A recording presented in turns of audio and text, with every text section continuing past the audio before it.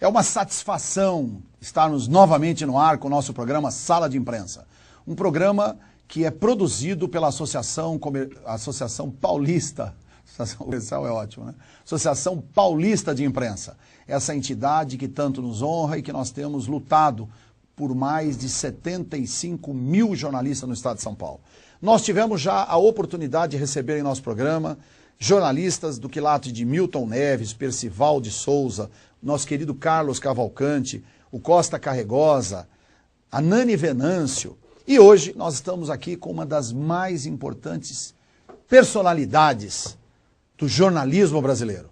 Trata-se de um dos profissionais que carrega no seu currículo a bravura de já ter feito investigações das mais variadas e em locais extremamente perigosos, e o que fez enfrentar todo esse desafio foi o seu profissionalismo, a sua perseverança e principalmente a sua capacidade como homem de mídia e homem de imprensa.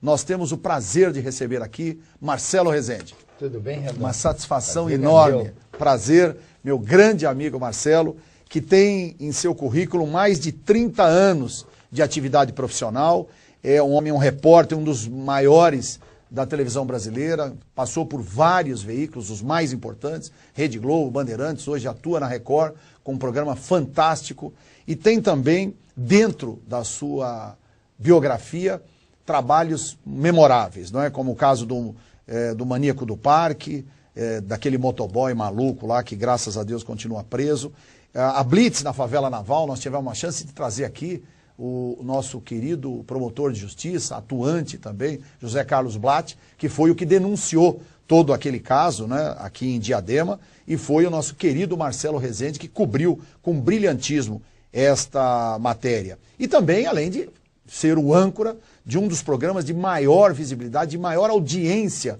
em toda a televisão brasileira, que foi o Linha Direta. Enfim, eu acho que a figura do Marcelo Rezende é mais do que suficiente para mostrar o nosso carinho para com a imprensa e principalmente o nosso respeito aos profissionais da comunicação social. Marcelo, prazer ter você aqui. Nós queremos dizer que, além de tudo isso, você também é uma das personalidades mais condecoradas, com inúmeros títulos que já ganhou pelo Brasil e pelo mundo aí. E você tem estado atuante no programa da Record, tem boas notícias? Na Record eu tive o privilégio de trabalhar na Record em 2004, 2005, sim, quando nós fizemos o Cidade Alerta, sim, que àquela altura se transformou, tinha sido no período anterior um processo avassalador de audiência, sim, e quando deu 2004, 2005, nós fomos para lá, eu levei um grupo meu, sim, e nós também conseguimos alcançar índices memoráveis.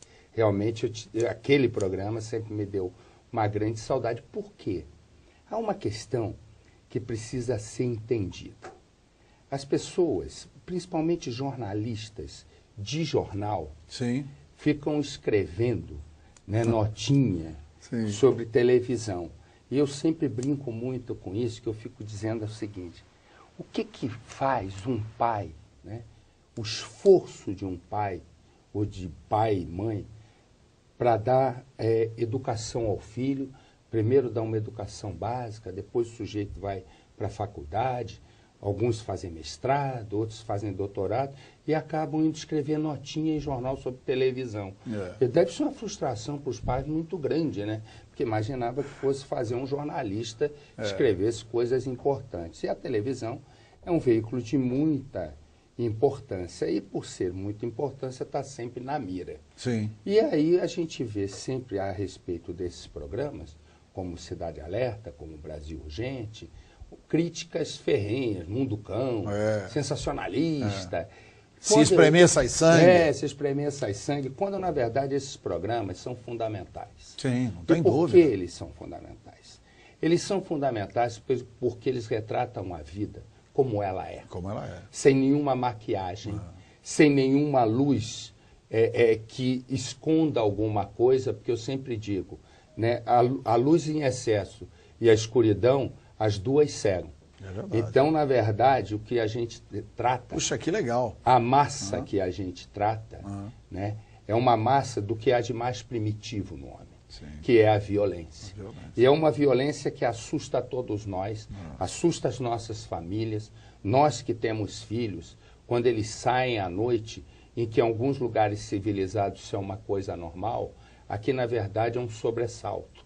A gente não consegue dormir, não consegue, fica em grande expectativa pela volta do filho ou da filha, ou mesmo quando os nossos pais vão às ruas. À noite, hoje, a gente não consegue nem mesmo em um restaurante porque é assaltado. Sim. E aí, com isso, o que eu imagino desses programas é que eles incomodam muito o poder público. É verdade. Porque é o único programa, esse tipo de programa, onde o sujeito que está ali à frente tem absoluta liberdade de falar o que bem pensa e o que bem quer. É verdade. E você, na verdade, eu sempre digo, eu não sou um jornalista. Eu sou um cidadão imbuído de uma profissão, que tem uma profissão que, casualmente, é uma profissão de comunicação social. Exato. Eu poderia ser engenheiro, como poderia ser vendedor de cachorro-quente. Quis Deus que o destino fosse esse. E te dá esse dom e esse talento para você eu não diria... um dia poder informar a sociedade com clareza. O talento fica pela sua bondade. Profissional mesmo. Agora, eu tenho uma capacidade de me expressar por improviso. Eu não preciso ficar lendo papel, lendo teleprompter. Não, o cara me diz no ouvido, eu já sei o que ele está me falando. Isso é uma marca, esses programas são uma marca muito grande. Quando você tem um país onde a autoridade não cumpre o seu papel, quando você tem um país onde no governo de São Paulo você não pode ir a um restaurante porque você é assaltado. Tá brincando? Onde onde o poder público tem medo da quadrilha organizada que comanda. Como é que você pode imaginar que tem uma quadrilha organizada que comanda o sistema prisional? É um absurdo. É um absurdo. É o poder público cedendo espaço para marginais. Sim.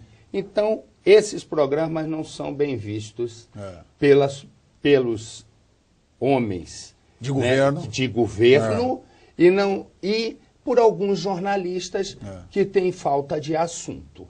Não é que tem muita coisa para fazer. E querem ganhar, de certa forma, mídia em cima desse programa. Lógico, sabe que você tem uma notoriedade, uma exposição, tá certo? De forma extremamente grandiosa, quer dizer, e aí eu vou atacar o Marcelo Rezende e o programa dele, automaticamente vão discutir a minha matéria. É claro. E aí ele passa a ser o homem do momento. Eu tomei uma decisão, que eu não sei se é certa ou é errada, mas eu tomei por minha conta.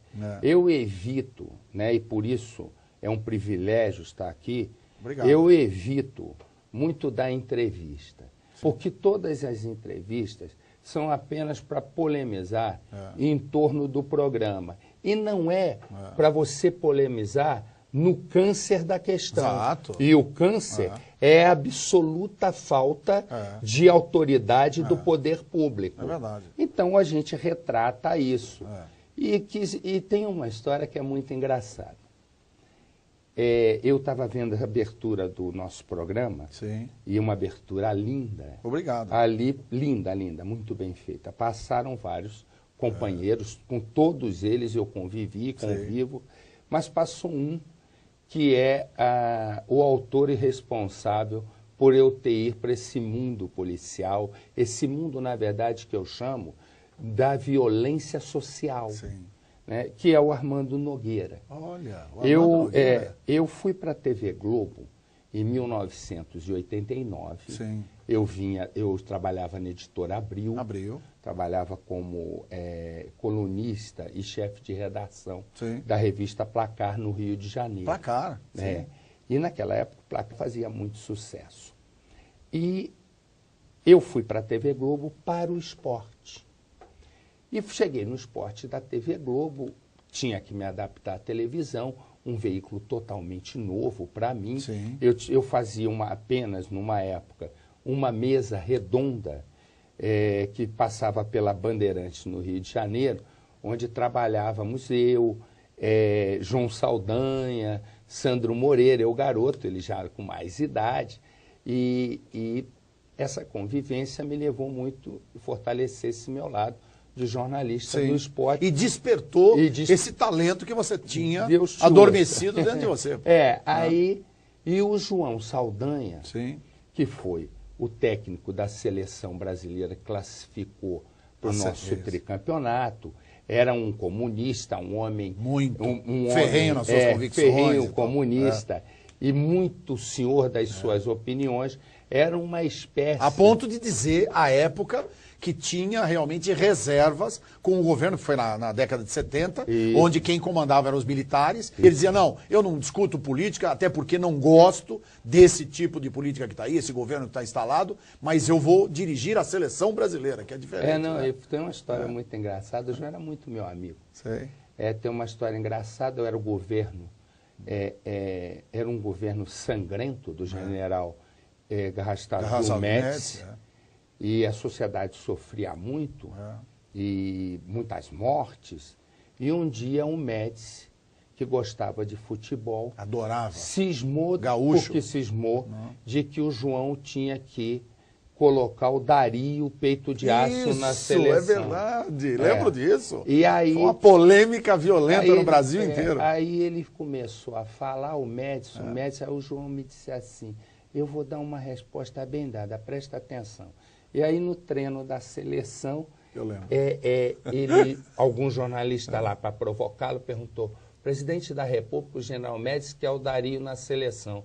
Aí o João respondeu, ele não me pergunta qual é o ministro que ele vai escalar, por que ele quer dar palpite em quem eu vou escalar? E não convocou.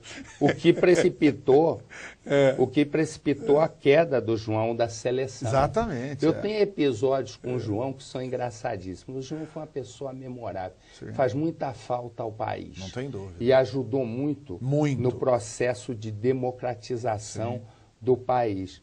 Um dia, o João diz assim para mim, nós estávamos no Chile. Tinha um jogo da seleção brasileira contra a seleção chilena. Sim. Ele era comentarista da Rádio Globo. Sim. E eu, àquela altura, se eu não me engano, eu trabalhava no jornal O Globo como repórter. E aí o João disse assim, vamos ali num lugar? Eu disse, vamos ali num lugar. Aí eu disse, mas o que te acha de lugar esse? Não, é um bar. O João adorava beber uísque. É um bar. Eu digo, tá bom, mas o senhor João, nós estamos no Chile, no governo do Pinochet, que é um massacre humano. É um general da carnificina. E aqui tem toque de queda, aqui às 6 horas, vai todo mundo tinha que ir para casa. Eu digo, João, são 4 meses. Esquece, bobagem. Aí eu disse, tá bom. Eu digo, João, nós vamos entrar em cana. João. Esse bobagem sua. E fomos para um bar, onde tinha um pessoal comunista da resistência ao governo Pinochet. E aí eu estou olhando a hora. Eu era moleque, garoto.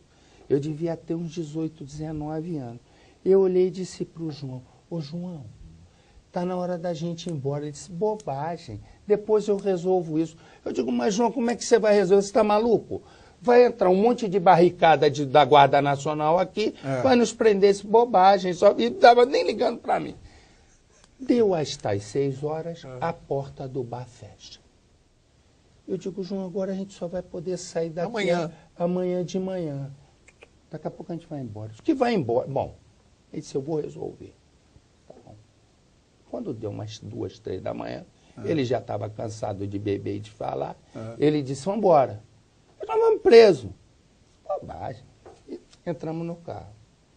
Quando entramos no carro, a primeira curva que a gente faz eram uns barris com óleo dentro queimando, né? Aquele fogo, e aquela monte de guarda na barricada.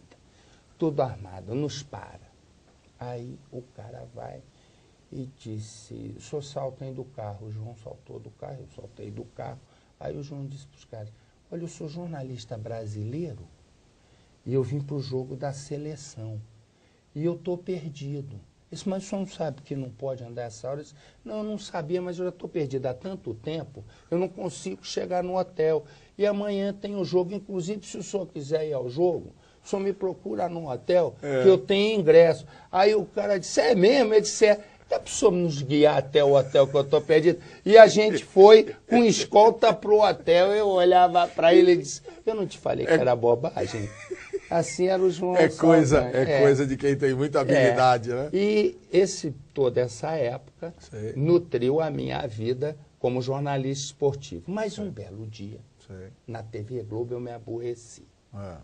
Eu me aborreci e não queria mais. Cheguei no Armando Nogueira e na Alice Maria, o diretor da Central Globo Jornalismo, e ela diretora executiva. Eu disse, ó, eu gosto muito de vocês, gosto muito daqui, mas o meu ego é muito forte, mas o pessoal aqui tem um ego maior que o meu. E estão muito em cima de mim, eu gosto de trabalhar com liberdade, eu vou me embora. Eu quero ir me embora, não quero mais trabalhar aqui não. Aí o Armando e a Alice me disseram o seguinte, não, nós não queremos, você vai embora. O que você quer fazer aqui? Eu digo, não, então você me põe lá para fazer na editoria Rio, quero fazer reportagens gerais e tal. Mas logo depois morre um milionário no Rio de Janeiro, chamado José Carlos Nogueira Diniz. Ele morre assassinado. Ele tinha uma mulher que recém-casado com ela, chamada Jaqueline Carr. E essa Jaqueline tinha um amante chamado Paulo Sérgio Molo da Fonseca. Eu tenho boa memória para cabeça. Eu guardo os nomes. Aí, isso foi no ano de 90. E aí, nesse determinado momento, eu na editoria Rio, e disseram, olha, vai lá cobrir o caso. Para minha sorte, o delegado que comandava as operações lutava judô e eu gostava de judô. E nós tínhamos, então, uma intimidade de tatame. Ele aí olhou e ele começou a me dar informação. Informação. Muito bem. Aquilo eu fui fazendo as reportagenzinhas e tal, ali, igual Pato Novo, sem mergulhar a fundo. Fui devagarinho. Só na flor d'água. Construindo aquilo. Aí, num determinado momento, eu entro na delegacia, eu vejo uma cara de consternação das pessoas que eu conhecia olhando para mim. Eu olhei e disse, alguma coisa aconteceu. Aí vem o delegado, e o delegado diz o seguinte para mim, liga para a casa do seu pai que tem um problema. Aí eu disse, meu pai morreu, você comigo. Liguei, quem atendeu do outro lado da linha, já foi uma tia, uma prima minha, chorando. Eu disse, ó, eu digo, tá bom, morreu. Eu digo, tá bom, vocês deixam aí, eu tô indo embora. Liguei, fui para a TV Globo, peguei um carro, na verdade peguei o carro da polícia para ligar aquele negócio, o giroscópio, os caras me levaram. Eu fui lá, enterrei meu pai e voltei para a TV 2 dias depois. E aí Alice e Armando sentaram e disseram o seguinte, a gente não quer mais que você trabalhe no momento. E a gente vai te dar um tempo de 1, 2 meses, até a hora que você disser. A gente quer que você construa uma agenda de informantes, porque o teu negócio na televisão vai ser coisa de polícia, coisa envolvendo segurança. Eu digo, vocês estão malucos. Eu nunca fiz isso. Minha origem é esporte. A embocadura sua é para isso. Faço o que a gente está falando. E eu gosto muito de ouvir as pessoas. Não que eu vá tomar a decisão que elas querem, mas quero ouvir. Mas eu reflito. Resumo. Isso tem exatamente 22 anos. Eu escutei, eu olhei, e assim eu fiz a mudança, o turning point da minha profissão. Eu mudei exatamente por isso, ouvindo o Armando Nogueira, Alice não estava ali na abertura, mas vi o Armando Nogueira, que é um dos responsáveis de eu largar o esporte. E ir para... porque aí jornalismo investigativo. Aí desencadeou no Rio de Janeiro. Tinha ocorrido uma vez em São Paulo, sequestro do Abílio Diniz, e começou a estourar no Rio de Janeiro. Nesse momento... E a campanha da sucessão presidencial do Collor e do Lula. Isso, mas ali eu estava envolvido só com negócio de polícia. Era a fase de transição. Nós tínhamos fermentando tudo isso. Aí sequestram o Roberto Medina. O Roberto Medina, dono do Rock in Rio conglomerado de e da agência Artplan, à época. Sim. Ele e o irmão era deputado federal. E o Roberto Medina está até hoje aí com o Rock in Rio. Exato. Então, e hoje o Rock in Rio em vários países. Em vários países. Aí sequestram o Medina. Aí o pessoal da Alice me chama e diz, olha, nós vamos ter as equipes cobrindo e você ficar com a parte de investigação. Muito bem. Aí um belo dia, soltam o Medina e a gente descobre que um advogado moçambicano estava levando passaportes para os sequestradores do Medina que estavam escondidos no Paraguai. Aí eu olhei e fiquei quieto. Eram 3 sequestradores, porque um já tinha morrido. Sim. Os 3 foragidos, um chamava-se Nilo Cunha da Silva. Sim. Esse Nilo Cunha da Silva era o professor. Sabe quem ele parece? O Clint Eastwood. Sim. Quando a gente acabou encontrando ele no Paraguai, eu disse para ele, meu filho, você com essa cara, em vez de sequestrador, devia ser artista de cinema. Pô. E o outro era um agente penitenciário chamado Aloysio Galvão. Sim. E o terceiro era um negro chamado Alberto Salustiano Borges, que o apelido era Chocolate. Eu tenho 1,86 m, eu parecia pigmeu perto dele. Meu Deus do céu. O cara era grande. Pois bem, entramos no Paraguai clandestinamente. Alugamos um avião na madrugada da Líder Táxi Aéreo. Não falamos nada com o piloto, nem com o piloto, senão eles não iam. E entramos com a equipe. Eu, o cinegrafista operador que trabalhavam comigo, e mais 4 policiais. E 8 policiais foram por terra. Nós íamos invadir o Paraguai para eles prenderem os caras e só a gente filmar. Muito bem. Está tudo lindo. Invadimos o Paraguai. Sim. Eu estou sentado no aeroporto. Só que, para meu azar, no Aeroporto Internacional do Rio de Janeiro, eu encontrei um jornalista que me viu com um delegado. O cara associou e botou e anunciou que a gente tinha ido para o Paraguai. Muito bem, mas eu não estou sabendo. Mas estava desconfiado, esse cara vai botar...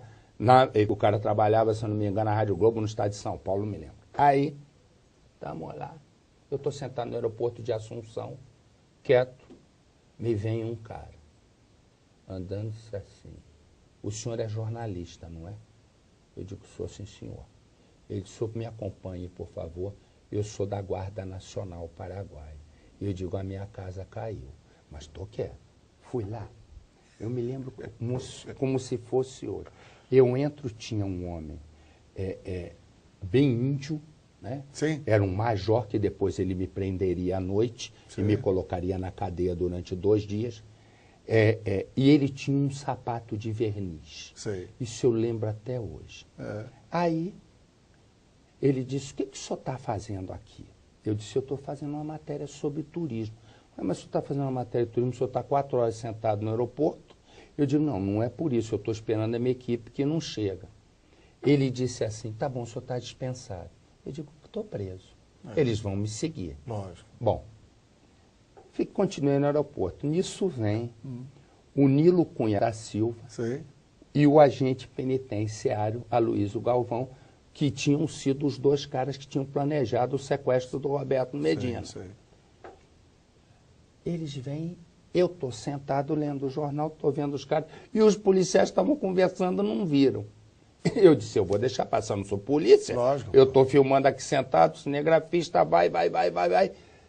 Mas um policial vê, prende os 2. E botam dentro do avião. Tá. Eu chamo. Policial nosso, do policial Brasil. Nosso, do Brasil, tudo clandestino.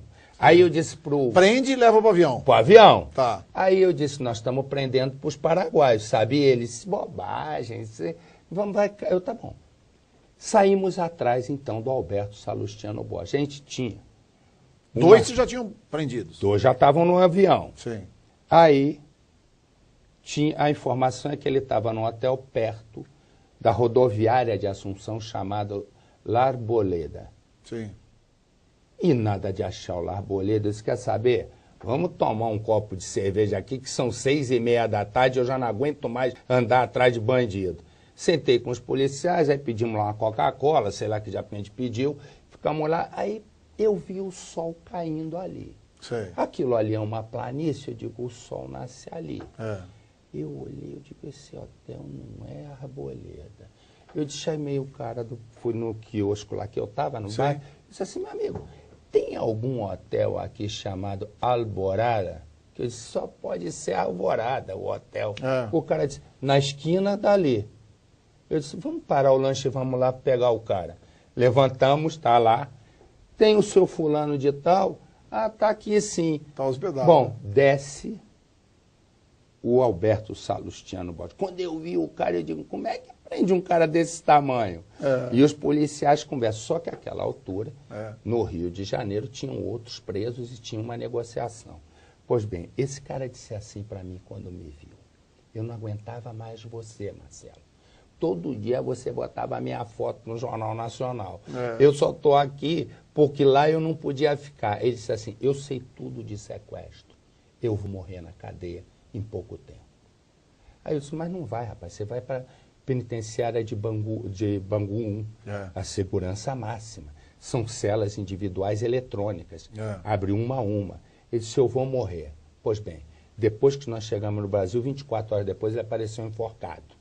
E eu medi o tamanho dele com a corda. Não ia morrer nunca. Não ia morrer nunca porque o pé batia no chão, não tinha como ele se enforcar. Enforcaram ele dentro da cadeia. Isso. Primeira morte da história de um presídio de segurança máxima no Brasil. Pois bem, prende os 3, eu disse, nós vamos presos. É melhor a gente ir por terra. Aí o chefe da polícia que está comigo disse, nada. Eu disse, vai na frente ver. Ele foi, aeroporto, tal, voltou. Eu disse, ele disse, está tranquilo, está vazio. Eu digo, não. O que você viu por lá? Ele disse, não, tinha um pessoal, só tinha o pessoal da limpeza do aeroporto. Eu digo, são esses que vão nos prender. Disse, não, Marcelo, é lá da limpeza. Ou seja, os caras todos entramos no avião para decolar e nada de deixarem o avião decolar, autorização. Nisso, o operador que estava comigo diz assim, Marcelo, olha lá. Aí eu chamei, era um monte de moleque, tudo de metralhadora. Aí eu chamei esse chefe da polícia e disse assim, você acha que aquilo ali é uma banda para tocar uma guarânia, para a gente nos homenagear? Ou você acha que a gente vai para a cadeia? Ele disse, eu acho que a gente vai para a cadeia, eu não te falei que era para ir por terra? Bom. E aí? Pegam, levamos todos nós. Agora, o avião era brasileiro? O avião era dali, a gente tinha alugado. Quando a gente entra... Se fosse para discutir em questão de parâmetro internacional, você estaria em território brasileiro. Mas não... Bom, mas ali não ia. No Paraguai, eu sei que eu estou armado. Tá doido. Eles... Cachê de... Quando a gente... Você ia evocar a Constituição e o Tratado Internacional. Louco. Quando a gente entra na sala do interrogatório, eu só vejo o sapato de verniz. Você falou dancei. Eu digo, meu Deus, é aquele homem de novo. Ele olhou para mim, aí você tem que ter uma técnica, é ser preso. Mão para trás e cabeça abaixo, para não apanhar de cara. Ele olhou para mim, eu vi o sapato de verniz, eu digo, esse homem vai me bater tanto. Ele olhou e disse assim, o senhor não disse que o senhor estava fazendo uma matéria de turismo? Eu disse, sim senhor, e eu menti. Eu vim atrás desses 3 caras que sequestraram um importante empresário brasileiro. Ele disse, mas para mim, vocês também são sequestradores. E no sequestro no Paraguai é prisão perpétua. Eu me vi assim, sabe o que me veio na cabeça? Eu, com uma roupa listadinha preta e branca, com a bola de ferro no pé, velhinho. Eu digo, eu vou morrer na cadeia no Paraguai. Foi a única coisa que o Collor fez na vida de bom, foi negociar a minha soltura. Resumo, lá fomos nós para a penitenciária. Chego na penitenciária, tem um coronel baixinho. Quando eu olho a penitenciária, né, eu olhei e digo, meu Deus do céu, é a mesma que é o centro de tortura principal do Pinochet e ao qual eu tinha feito, ou da qual eu tinha ido lá fazer uma reportagem antes. Sim. Eu digo, vão me bater. Bom, veio um coronel assim, carequinha, baixinho. Ele disse, vocês são hóspedes do governo paraguaio. Nos meteu numa cadeia fria, que nem janela tinha, só tinha os pés. E fazia um frio. E só tinha um pedacinho de pano assim. Sim. Eu disse, a situação é o seguinte, hoje não, mas amanhã a gente vai ter que tomar banho. Quem for primeiro num dia é o último no outro. Porque vai se jogar com algum negócio molhado. E nós ficamos, não tinha comida. Eu tinha hábito, quando ia para outros lugares, que corria o risco de ser preso, eu abria a sola do sapato, o salto, e botava dinheiro aqui, uma nota de $100 em cada pé. Nunca se sabe. Eu peguei $100, mandei o cara comprar comida. No primeiro dia, na primeira hora de cadeia, já tinha suborno. Você imagina o que é o que é esse lado do mundo? Aí eu dei pro cara, eu disse, dá para você arrumar. A porta tinha uma grade assim que não fechava. Deu $100 para ele. Traz um rango para nós. Ele trouxe um negócio que nunca coma na sua vida. E o meu era pior. Chama bori-bori. Bori-bori é um prato típico paraguaio. É uma água de fubá, com umas bolinhas de fubá e tem um negócio dentro. Aquele bori-bori tinha sido feito quando San Martín estava andando de a cavalo. Tinha uns 600 anos aquele negócio. Eu olhava aquilo e aí eu disse para o menino, ó, é o que tem de melhor para agora. Vamos dividir o prato de sopa e um abraço. E um pão duro e ficamos. E nada de sair. E por $100. E por $100. E nada de sair da cadeia. Vocês ficaram quanto tempo presos? Nós ficamos 3 noites. Uau, hein? Nós ficamos uns 3 dias presos. Tá. Porque aí foi uma negociação. Diplomática. Mas intervenção do presidente da República. Tinha um negócio com uma história boa. Tá gostando da história? Muito. Continuar? E lá na época o presidente era o Stroessner. Não. Já era o Videla. Não, era o não lembro, o Garcia. Sim. Aí, o que ocorre? Quando eu saí daqui, a Xuxa estava explodindo de audiência pela América do Sul. Sei. Explodindo no Brasil e na América do Sul. Eu levei umas fitas da Xuxa. Sei. Como se fosse fita de gravação normal. Sim. Não estava escrito Xuxa, não estava nada. Quando a gente foi preso, o cinegrafista teve a ideia. Isso que quando o sujeito olha ali para fazer foco, chama-se viewfinder, onde ele ajeita foco e tudo. Ele tinha desregulado o viewfinder. E o sistema nosso era já beta, que é um tipo de sistema. Sofisticado. E o Paraguai usava o Matic. O Matic, que era o maior, o grandão. Isso. Resumo. Os paraguaios pegaram as fitas e não conseguiam ver o material. Porque não tinha como converter. Não tinha como. E eu fiz um trato. Quando a gente foi preso, eu falei com meus meninos. Ninguém conta nada do que fez pro outro. Certo. Para ninguém saber. Tá. O que você fez e o que eu fiz. Naquela meia hora antes da cadeia no avião. Lógico. Resumo. A gente vai. E vocês ficaram presos na mesma cela, todos? Nós 3. E os pilotos e o outro em outro lugar. E os policiais. E os policiais ficaram presos num quartel da Força Nacional. Sim. Da Guarda Nacional. Bom, resumo. Entro, tô lá, dentro, me levam para um lugar de interrogatório. Quando eu olho o lugar de interrogatório, você não tem ideia, era uma igreja. A fachada era uma igreja, parecia negócio de novela. Sei. E por trás era um aparelho de repressão. Sei. Aí entra, vem o coronel, não, vem o chefe da polícia e diz assim, eu quero as fitas. Porque os senhores quebraram a hegemonia do país, os governos já se acertaram, mas o senhor só sai daqui se der as fitas.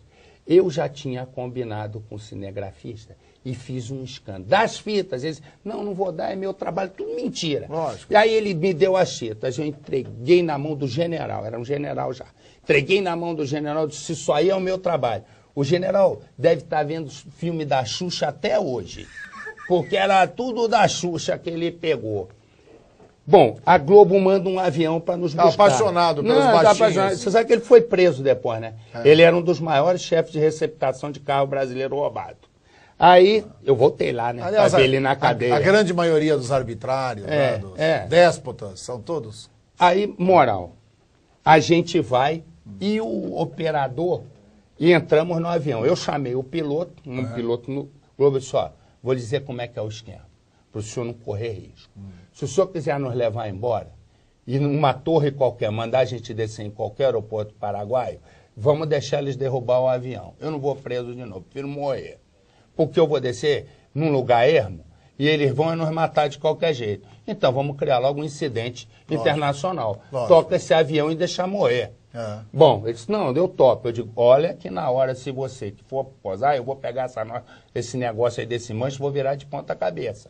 Então, bom, saímos. Quando a gente entra no avião, o operador, malandro, desperto, olhou e disse assim, Marcelo, eu digo, agora eu posso falar? Eu digo, pode. Ele disse, eu salvei as fitas. Eu digo, como? Botei aí debaixo dos mapas aeronáuticos. O aviãozinho que a gente foi, tinham duas entradas aqui, um monte de mapa aeronáutico. Sim. Como se fosse um reservatório ali para guardar um. E ele botou embaixo. Os caras viraram de ponta cabeça o avião e não acharam. E aí nós saímos, e a imprensa aqui, a Rede Manchete estava crescendo de Pantanal, metendo o cacete na gente. Aquele jornalista, que era eu, aquele jornalista vai lá, cria um incidente internacional e ainda não traz as fitas. Aí a gente botou, quando eu cheguei, entrei direto para um plantão. A Globo, na época, não rodava 24 horas, botou um filme para esticar. Eu cheguei de madrugada, entrei no plantão e disse, ó, papapá, aconteceu isso, aquilo. A gente, daqui a pouco, você vai ver no jornal hoje as primeiras imagens. A gente tinha feito tudo. E aí, pouco depois, esse general, que era quem comandava a repressão, acabou preso por receptação. E aí você foi lá visitá-lo? Eu fui lá olhar, né? Só para ver a cara desse sacana, né? Que deixou a gente na cadeia. E assim foi a minha primeira aventura investigativa. Mas, aliás, me permita, Marcelo, aproveitando aí essa sua importante participação dentro desse processo investigativo, porque falar hoje é uma bruta tranquilidade, mas você teve, na verdade, vendo a morte do seu lado. Né? Claro. Porque, enfim, quantos eles mataram? Eu tenho certeza até que não o fizeram em razão de saber, com todo respeito, quer dizer, é aquele dito do chinês, né? Não existe nada que seja tão ruim, né? E que não seja tão bom. Enfim, aquela coisa do não há mal que exato, não há mal que se perdure ou bem que não se acabe. Mas a grande verdade é a seguinte, neste caso, disseram, não, a gente mata. E aí depois o Garrastazu Médici, que é um general, tá certo? 4 estrelas, full. Quer dizer, nós não sabemos que isso pode repercutir. Não sabemos. Quer dizer, enfim, na verdade você ficou ali sobre aquela questão da hegemonia, não é? Dos ditadores do Mercosul e tudo mais. Mas eu queria aproveitar essa oportunidade para dizer o seguinte, até para nós não sairmos do Mercosul, você teve também um trabalho fantástico de investigação com um dos mais importantes, ou se não o maior contrabandista e traficante de droga do mundo, que era o Pablo Escobar, que você inclusive entrou na fazenda dele, eu me lembro, você mostrando a cama onde ele dormia, depois indo no local, aqui ele colecionava cavalos, então, você lembra disso? Lembro. Então, eu estou no Aras, aonde, olha, esse animal, provavelmente, seja um dos... E aí você mostrando o cavalo e tal, não sei o quê. Né? Ali o Pablo Escobar dominava o tráfico de droga, mas você sabe ali... Mas você não teve... Bom, lógico, se eu perguntar se você teve medo, lógico, mas o que nos faz, na verdade, se desprender do medo é o profissionalismo, é a vontade de fazer a matéria, enfim, aí é o ímpeto também, não é, da realização, porque o homem, não é, vive da realização. Você sabe, eu tenho uma coisa que eu sempre digo. Quem tem medo, tem coragem. É verdade. Quem é valente é covarde. Essa é uma coisa. É o medo que nutre a tua coragem. Por quê? Verdade. Porque o medo faz você fazer um cenário. Faz você não ultrapassar determinados limites. Quando o cara é valente, aquele que vai, não sei o quê. Falador. Na hora que o bicho aperta, eu já vi vários.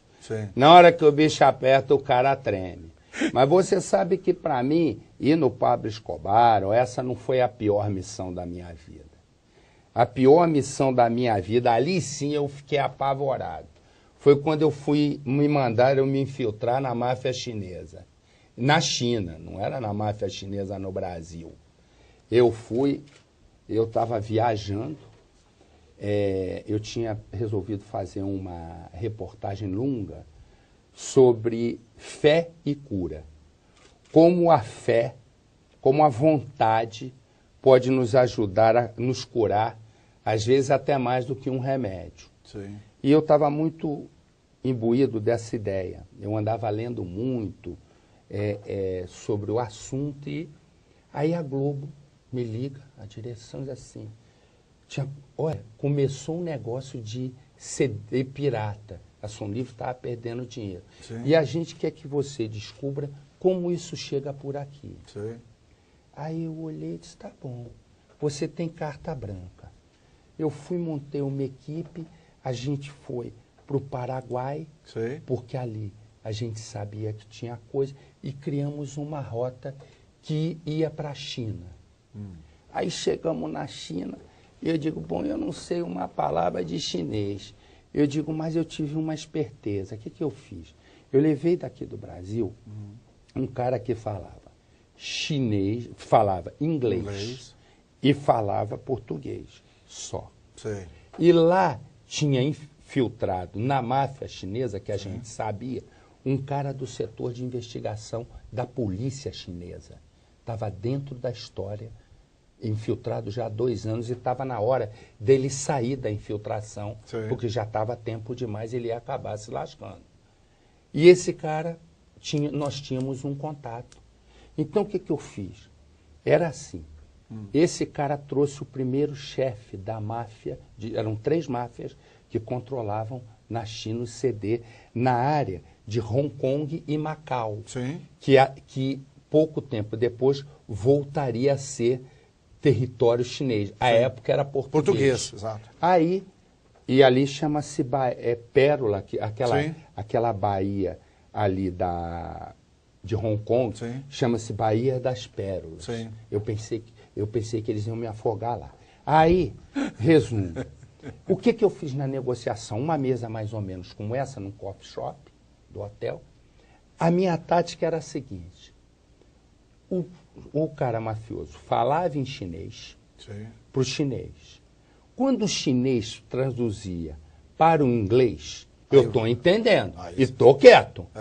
Quando o cara que ia traduzir para o português falava, eu não estava nem prestando atenção. Até porque ele eu tinha dois.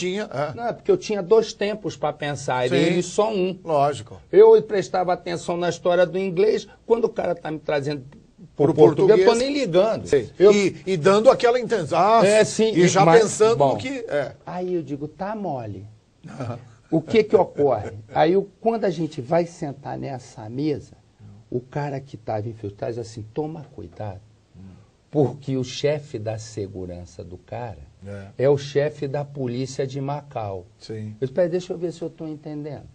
O cara que é o chefe, o cara que coordena a segurança desse mafioso é o cara chefe da polícia de Macau. É o chefe da polícia de Macau. Do país, pô. Ele disse, eu disse para ele, não tinha um jeitinho de arrumar uma máfia mais leve, não? Tu já pegou logo de cara essa? Aí eu ri e tal, não sei o quê. E resumo. Negociei com 3 máfias. Tinha um quarto que eu estava, que você ria. Eu mesmo ria. Porque eu botei os meninos para outro canto e quando eu cheguei na China, os caras me deram documento falso, tudo. Eles tinham preparado legal um negócio para eu viver lá, sem ter um reconhecimento imediato. Aí eu olhava para o meu quarto tinha um abajur, que eu tinha uma microcâmera. No ar-condicionado eu botei outra microcâmera. Eu tudo, para qualquer movimento estava filmado. E eu fiz 2 negociações dentro do quarto. Um dia, o cara diz assim, olha, nós vamos fazer amanhã a última negociação. E isso é que é o medo. Agora você vai entender qual é a diferença, o porquê que o medo ajuda a coragem. Eu digo perfeitamente, marquei tudinho, para o outro dia de manhã. Quando deu de noite, eu disse para os meus meninos que estavam em outro lugar. Fui lá e disse assim, arruma as coisas e vamos embora. Eles disseram, por quê? Porque a gente já deu. E se não me diz, a negociação, essa é forte, eu disse, é essa que vai falhar. Vamos embora. Arrumamos as coisas e fomos embora. Foi seu feeling? Fui-me embora. Vai mesmo. Fui para os Estados Unidos. Peguei um avião de Hong Kong e fui a Miami, porque eu sabia que em Miami tinham várias gravadoras clandestinas. Para você ter uma noção do que é essa pirataria, eu tinha levado, o El Chan estava explodindo no Brasil, ia lançar um novo CD, ia lançar, estava na prensa ainda. Eu levei a capa do CD e o CD, porque a gravadora me deu para eu, porque a gravadora também estava interessada no que eu estava fazendo, todas as gravadoras.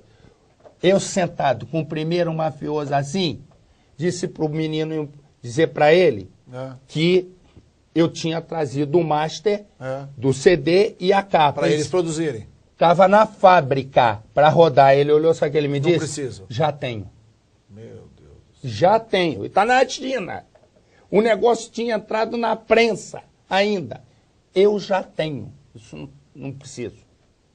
Eu fiquei olhando e digo, eu não acredito. Quer dizer, isso tem participação todo mundo brasileiro, é uma máfia internacional. E que é muito dinheiro. Nossa muito senhora. Dinheiro.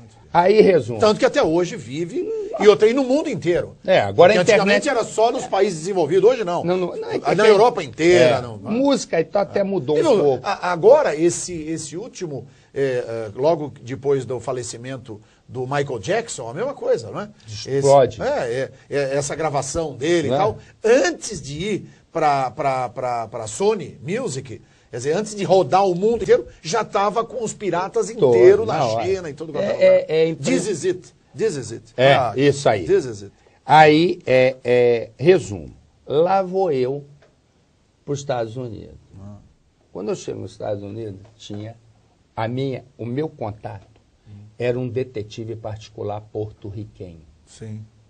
E eu tenho um hábito seguinte, quando era repórter. Eu entro no hotel, a primeira coisa que eu faço é botar um short, um tênis, uma camiseta e sair para fazer ginástica ao redor do hotel. Todo mundo acha que eu sou atleta. Não. É para ver se para a hora de correr, para onde eu corro. Né? Não é, sou besta.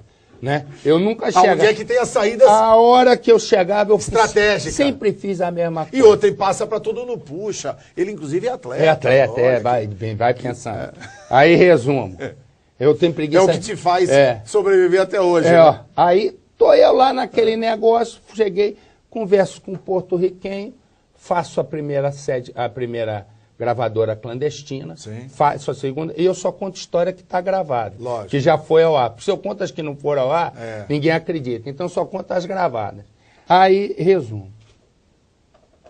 Vou na segundo dia, o porto-riquenho informando bem. Eu digo, esse cara está realmente cooperativo. Lógico. De repente, eu, por minha conta, descubro uma gravadora grande que fazia para as grandes gravadoras. O cara montou uma baita de uma gravadora, era um super prédio de 3 andares. E ele rodava e entregava a mercadoria para as grandes gravadoras. E eu sabia que ele fazia. Cheguei lá com uma bagaceira de dólar desse tamanho, conversei com o cara, não sei o que, para negociar. Negociando. De repente, no dia seguinte, eu disse para os meninos, acabou. Agora a gente tira um dia aqui de descanso e vamos voltar para o Brasil. Eles foram comprar coisa do Ginganga, voltaram, ficaram na piscina. Eu estava terminando um livro, foi a minha sorte. Eu estava terminando de ler um livro e eu não aguentava mais de vontade de ver o final do livro. E fiquei no quarto, foi a sorte. Tocou o telefone do quarto. Tocou o telefone, eu atendo. Era um cara que trabalha na polícia de São Paulo e que tem informante lá, disse assim, Marcelo, corre que o FBI está atrás de você. O que aconteceu? O porto-riquenho, né, que Deus o tenha já perto de si, porque aquele quase me mata, o que ocorre? O porto-riquenho, quando viu a gravadora grande que a gente fez, o olho cresceu. Ele disse, o que ele raciocinou? Foi isso que ele fez. Ele disse, esses caras vão embora eu vou vendê-los para a gravadora. Voltou na gravadora e disse, olha, eu estou sabendo, como se não fosse ele que nos tivesse levado, que tem um jornalista assim, assim, assim, assim, eles vieram aqui. Denuncia porque eles vão fechar, porque o governo americano vai fechar o teu negócio. O cara foi e ligou para o FBI, que tinham sujeitos comprando CD pirata. E os sujeitos éramos nós. Rapaz, eu saí e disse para o menino, vambora, vambora, vambora, vambora, vambora. Eu disse, e esse vambora o que é? Você vai embora para o aeroporto? Embora, para o aeroporto. Aí eu peguei toda aquela traquitana que eu tinha e coloquei, eu fui ao redor do... Que você já tinha feito a sua... Só que era de tardinha. E era um bairro residencial, estava aquele monte de senhoras sentadas, crianças brincando. Não sei clima mesmo de bairro. Eu disse, se eu jogar numa lata de lixo aqui, elas vão ver. Eu disse, eu vou jogar no cemitério. Tinha um cemitério. Quando eu chego no cemitério, o moço disse, olha, está fechando, só tem 5 minutos e tal. Eu disse, aqui não vai dar. Voltei. Aí fui jogar num bueiro, cortei. Se você olhar, eu tenho um corte na mão aqui. Esse corte na mão que você vê foi o master do CD. Aí eu comecei a sangrar forte, eu digo, uma velhinha dessa vai chamar a ambulância, eu tô morto. Agora é que eu vou preso. Bom, chegamos no aeroporto. Eu disse por menino, recolhem tudo, me esperam, para nós irmos embora. E eu abri o forro do banheiro, sabe? Entendi. Sei. Que é placa de isopor. Placa de isopor. Eu abri e botei o meu material gravado, parte eu já tinha mandado para o Brasil, em cima e fechei. Sim, acabou. No banheiro. Os meninos pegam tudo e vão embora. Lógico. Saímos, aí eu fui, quando cheguei, eu olhei, o único voo que tinha para sair dos Estados Unidos era para a antiga União Soviética. Vamos embora. Eu disse, eu vou para a União Soviética, lá eu não tenho visto, vou ficar no aeroporto, eles me recambiam para o Brasil, mas não vou preso. Lógico. Legal. Só que eu passei no balcão, quando eu passei pela frente do balcão da TAM, tinha um voo saindo. Eu encostei o cara, disse, oi Marcelo, tudo bem e tal? Disse, nós estamos em Miami. Aí eu disse, você tem lugar pra gente? Ele disse, só na classe executiva, me dá 3. Eu vou te dar os bilhetes, te pago a diferença. Ele disse, só está fechando o voo. Eu disse, não, tem que despachar material, câmera, lógico. Ele disse, não dá tempo. Aí eu olhei e disse, leva na mão, eu disse, não pode, era caixa. Tinha aquelas caixonas aí e toda. Aí eu disse, o que eu vou fazer? Eu vou largar o material. Deixa tudo aí. O material mas é o material do doutor Roberto aqui. Marinho, aí eu disse, não, você dá um jeitinho. Espera aí, Marcelo. Foi lá e conseguimos embarcar. Conseguimos embarcar, teve um episódio engraçado, que o avião, na hora que ia embora, já tinha taxiou, já ia decolar, o avião parou e não saía. Eu digo, pronto, a polícia mandou voltar.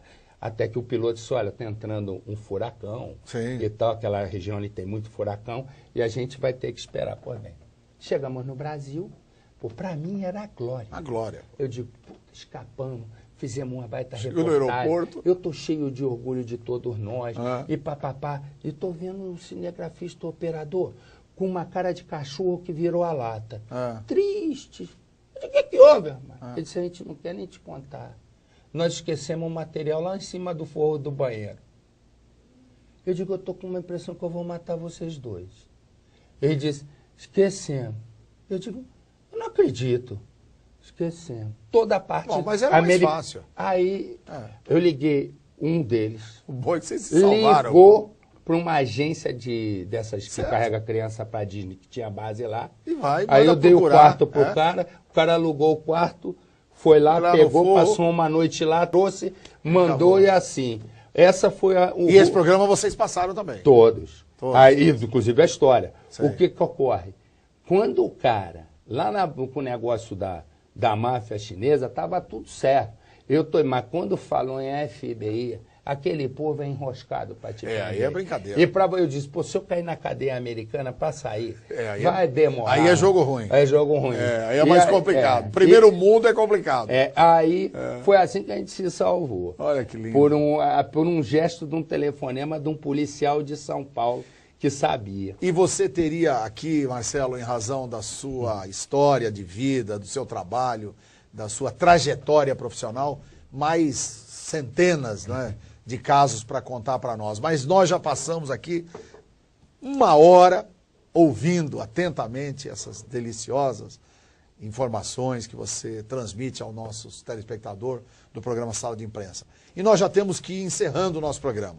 E eu vou aproveitar para falar sobre a oportunidade em que nós tivemos a honra de receber o 12º Prêmio de Expressão Regional, certificado pelo Grupo Regional de Limeira, do meu querido amigo Wagner Barbosa, e a emissora de televisão, de rádio. Agradecemos muito por ter nos dado essa belíssima revista, que inclusive está aqui, da nossa mesa também, a Expressão Regional. Isso, ó.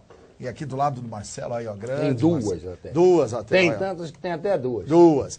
Então, e olha, nós sempre, comumente, encerramos o nosso programa com uma frase de estilo. E nós tivemos a oportunidade de ser selecionada com muito carinho pela nossa querida amiga Lucila, que hoje dirige aqui o nosso programa, que é o seguinte: o que me preocupa não é o grito dos corruptos,